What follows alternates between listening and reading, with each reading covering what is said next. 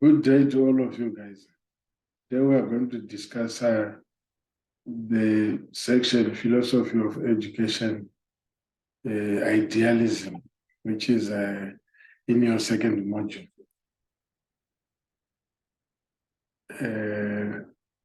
What we are going to start discussing is what is idealism. Idealism is derived from the term ideals. Plato is known to be the father of idealism. It is a philosophical approach that believes that ideas are the only true and reality worth knowing. Ideas are external, fixed, and unchanging. Truth, knowledge, and values are simply the conception of the mind. Therefore, the mind is the controller and the explainer of the phenomenon that we are seeing. Things such as buildings and trees exist, but have no existence apart from a mind that conceives them. The external world is in real sense man-made. Idealists seek to discover true knowledge rather than create it. In search for truth, beauty, and justice that is enduring and everlasting, the focus is on conscious reasoning in the mind. Idealism always searches for the truth. It is also commonly known as spiritualism. So idealism and spiritualism are actually correlated to one another. It seeks to offer an explanation of the man and the universe in terms of the spirit and the mind. The spiritual quality of a man distinguishes him from other creatures. Our ultimate reality must be understood in terms of the mind or spirit. Proponents of idealism. We have the first one is Plato, whose period was 427 to 327 BC.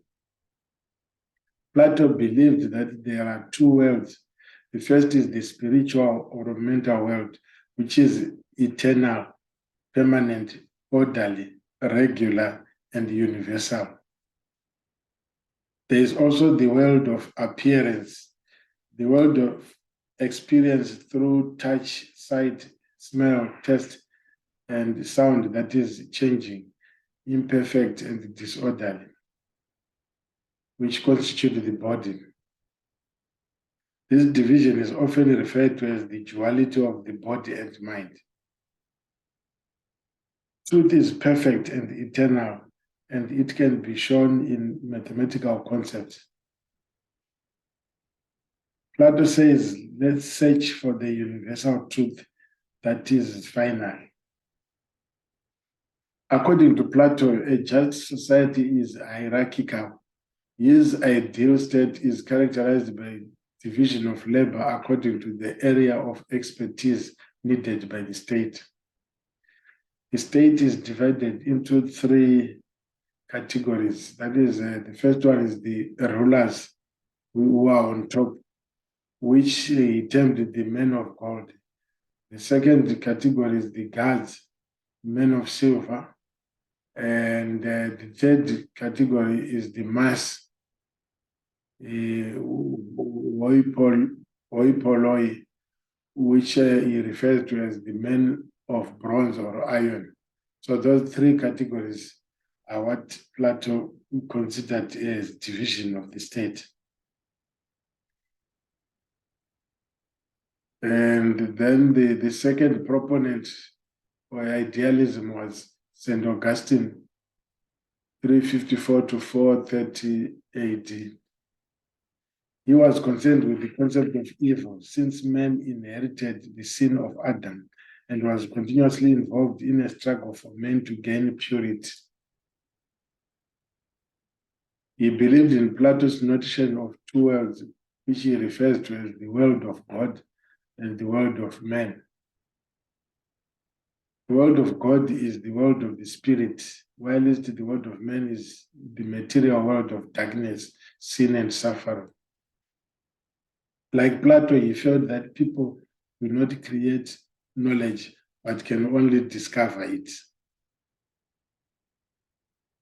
The metaphysics of idealism.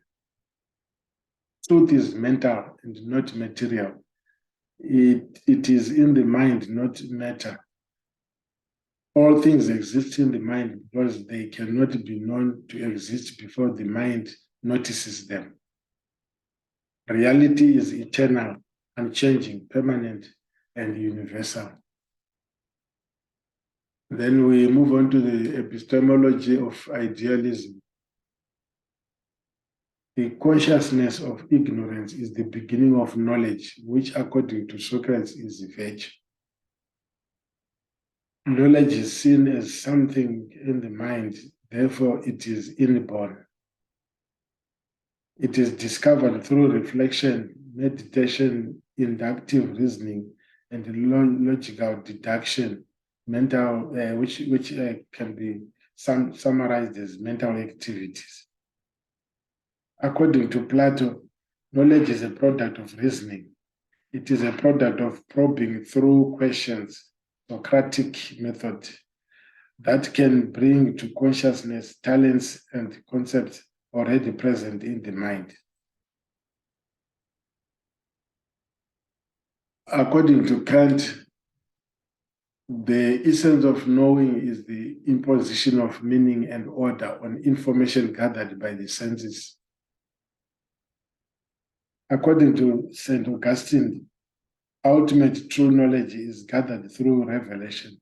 God reveals what is to be known by men to men. Knowledge acquired through the senses is uncertain and incomplete, since the material world is only a disturbed copy of a more perfect sphere of being. The weaknesses of idealism. Its notion of a finished and absolute universe waiting to be discovered has hindered progress in science and areas of new talents. It is impracticable and is also individualistic in nature and neglects socialization of individuals. Implications for education. Education is supposed to be a process of turning the eye of the soil from darkness into light.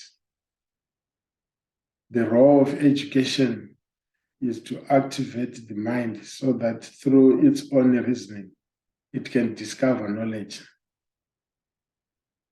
This can be achieved through the Socratic method. Education is to enable the child to realize the soul, recognize his real form, and proceed towards self-realization. Education should enable children to be able to distinguish right from wrong, being able to follow the right and reject the evil.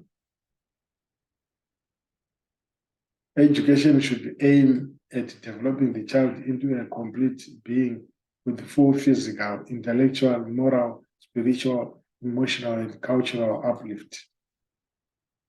Education, according to idealism, should not only stretch the development of the mind, but should also encourage students to focus on all things that are of more lasting value. Practical subjects are inferior to academic ones, as they not involve the mind. Preservation and enrichment of culture is also key in education, according to idealism.